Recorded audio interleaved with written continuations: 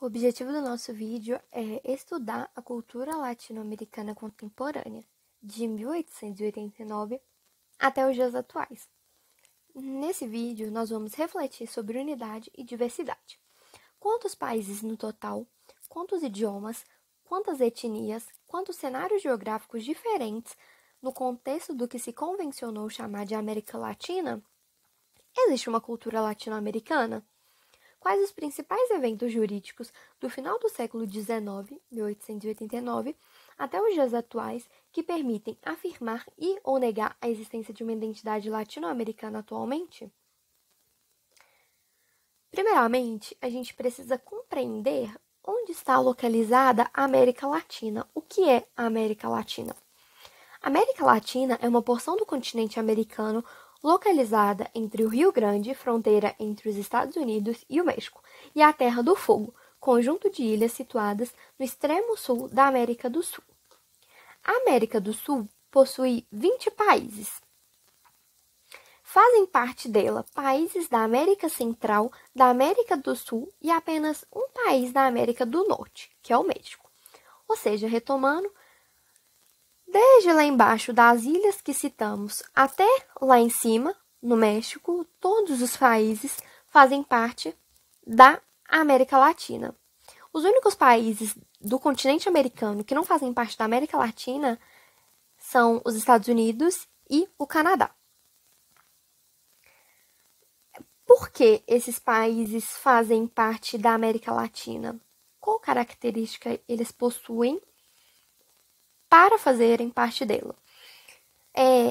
Os países que estão na América Latina correspondem aos países da América que possuem como línguas oficiais o português, que é falado no Brasil, o francês, que é falado no Haiti e nas ilhas do Caribe, e o espanhol, que é falado no restante dos países.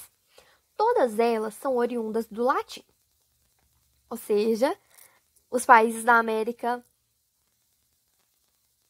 Latina, todos possuem como língua oficial idiomas que são derivados do latim. Porém, além dessas 3 línguas oficiais, existem outros idiomas que são falados em países de descendência indígena, como o crioulo, o guarani, o aimará, dentre outros. Qual a importância desses idiomas? A principal importância desses idiomas indígenas são que eles são heranças culturais, muitas vezes até dos povos originários da América. Então, é necessário não focar apenas nos idiomas oficiais, que, claro, é muito importante, mas também nas línguas indígenas que são falados nos países da América, porque, como eu já citei, são heranças culturais e devem ser estudadas, não devem ser esquecidas ou deixadas de lado. Ok. Além disso, outro ponto relevante são os aspectos geográficos da América Latina. Sua grande extensão no sentido norte-sul, as diferentes latitudes e a variação climática conferem à América Latina uma enorme diversidade de formações vegetais. Destacam-se as principais paisagens: floresta amazônica, cerrado, caatinga, pampa ou estepes e desertos. No mapa que a gente apresentou aí, ele é bem didático e bem fácil de compreender. Tem a legenda onde tem estepe, por exemplo, onde tem savana, onde tem floresta amazônica. E com base nesse mapa, a gente consegue observar como a vegetação latino-americana é variada, é muito ampla. E esse mapa diz respeito a todo o aspecto geográfico da América Latina. Outro ponto relevante são as etnias latino-americanas, os grupos étnicos. Quando a gente analisa esse critério, é necessária a análise dos grupos étnicos que fazem parte da construção étnica da América Latina, sendo eles principalmente os indígenas, os índios, os brancos e os negros. Como a gente sabe, como a América Latina foi colonizada por diversos países, como Portugal, Espanha, França, por exemplo, houve uma diversidade cultural muito grande de europeus. A gente conta também os africanos, que foram trazidos, escravos foram trazidos da África, e os povos originários. E com a miscigenação de todos esses, formou os grupos étnicos que estão presentes na América Latina atualmente. Igual eu falei, são formados principalmente por brancos, índios e negros. Outro ponto necessário, que é necessário a gente analisar, é sobre a construção do conceito de América Latina.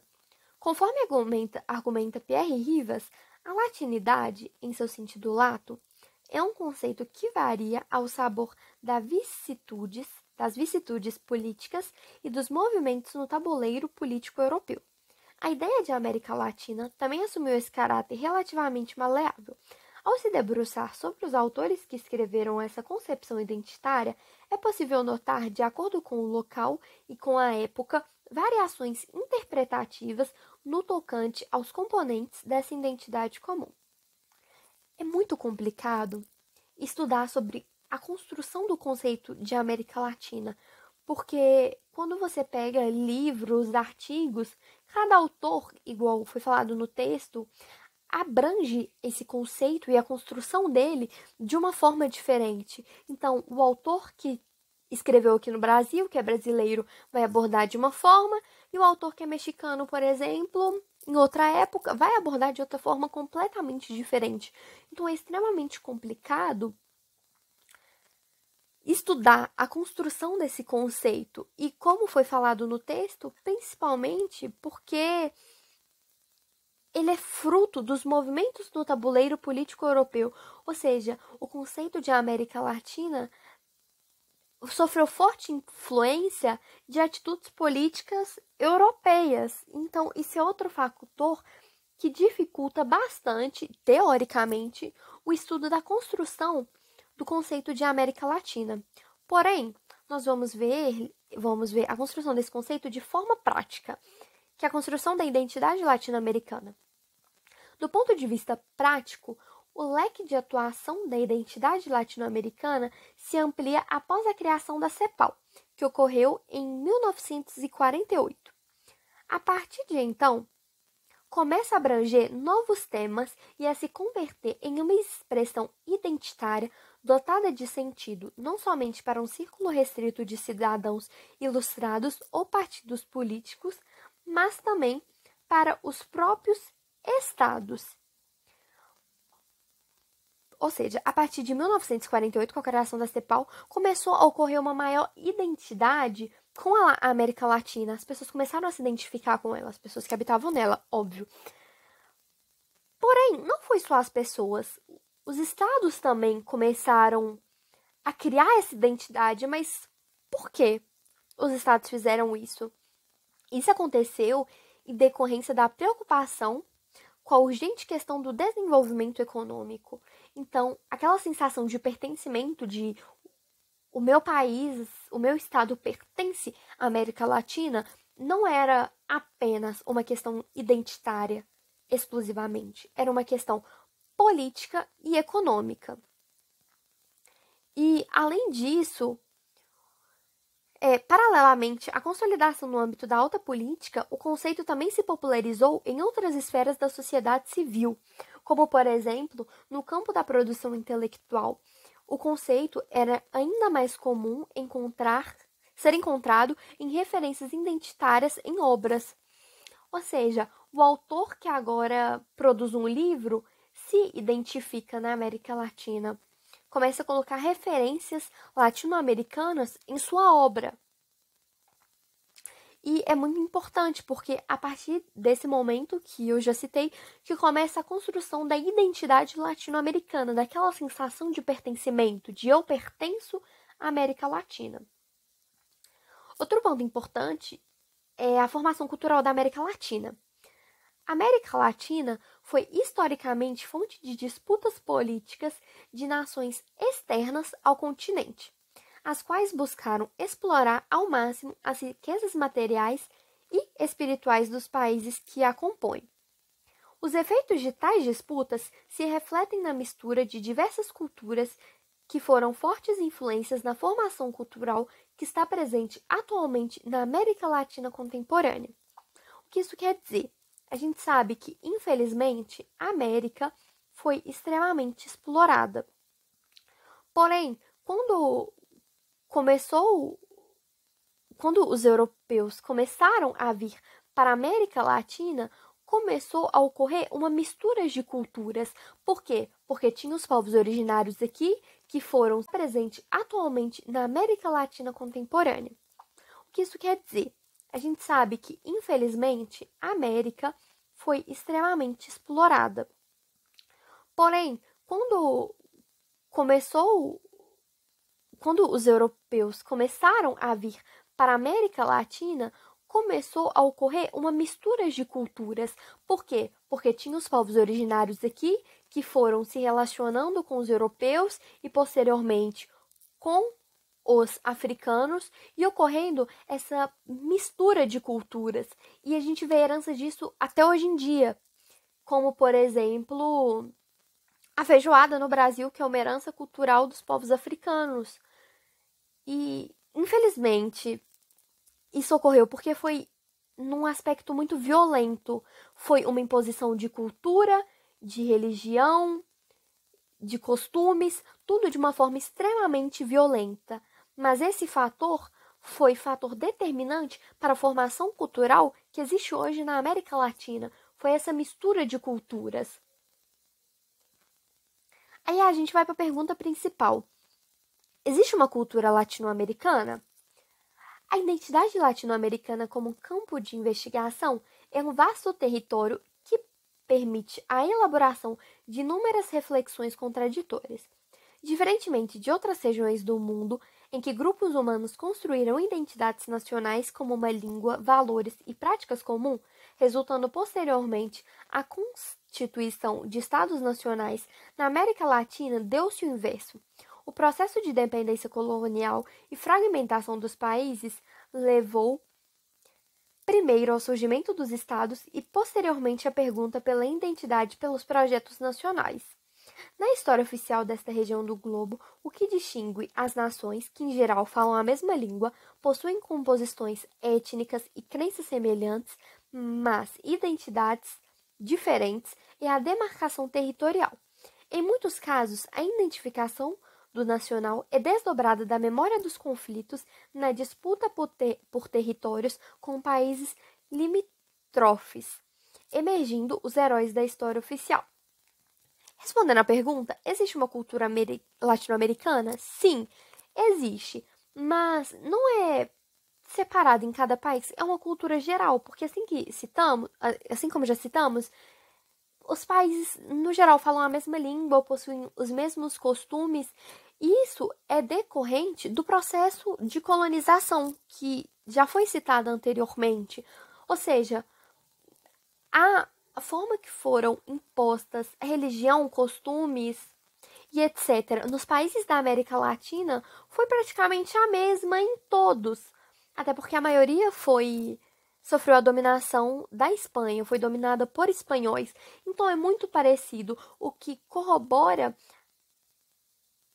a cultura desses países terem ficado muito parecidas. Então existe sim uma cultura latino-americana, mas não é separada por países. Igual já foi falado, é uma cultura geral. E os aspectos de país, esse é meu país, são apenas formados por demarcação territorial. Então, embora exista inúmeras diferenças, até porque a América Latina é gigante, falando do modo geral, a cultura nos países é extremamente parecida, o que comprova a ideia de que, sim, existe uma cultura latino-americana. Outro ponto importante de ser estudado são os fenômenos jurídicos na consolidação da América Latina.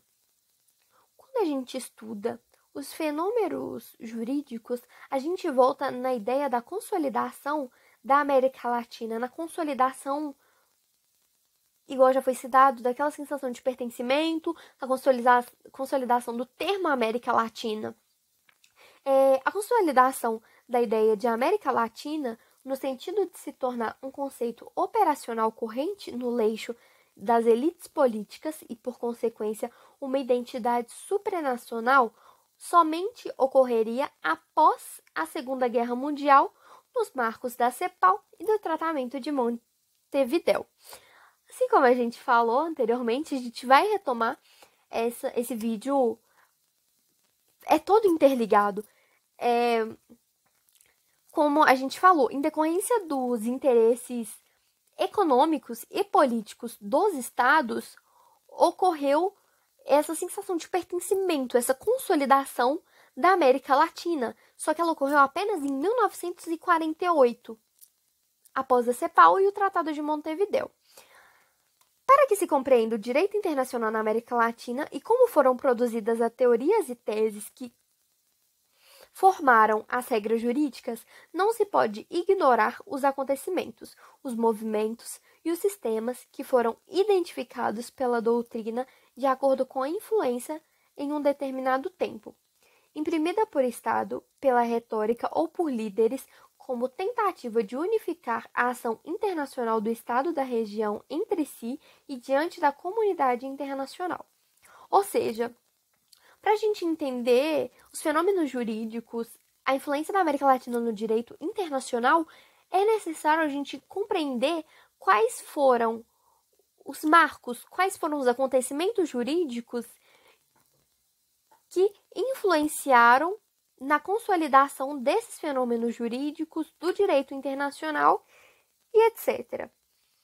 Essas ações caracterizam momentos e perspectivas distintos da afirmação de posição política dos Estados americanos, e particularmente latino-americanos, no cenário regional e internacional. Influenciaram a seu modo o surgimento de valores, teses e regras no continente americano e, por conseguinte, na ordem jurídica internacional, e são identificados como pan-americanismo, outras vezes como monrismo, hispano-americanismo, boliviarismo, interamericanismo e sistema interamericano, e serão a seguir identificados a partir de sua verdadeira consolidação científica, metodológica e doutrinária, ou seja, todos esses fenômenos citados, como por exemplo o pan-americanismo, foram fortes influentes para a consolidação dos fenômenos jurídicos na América Latina. E esses fenômenos jurídicos que já citamos permitem afirmar a existência de uma identidade latino-americana, porque foram os latinos-americanos lutando para que isso ocorresse. Então, é isso. Espero que gostem.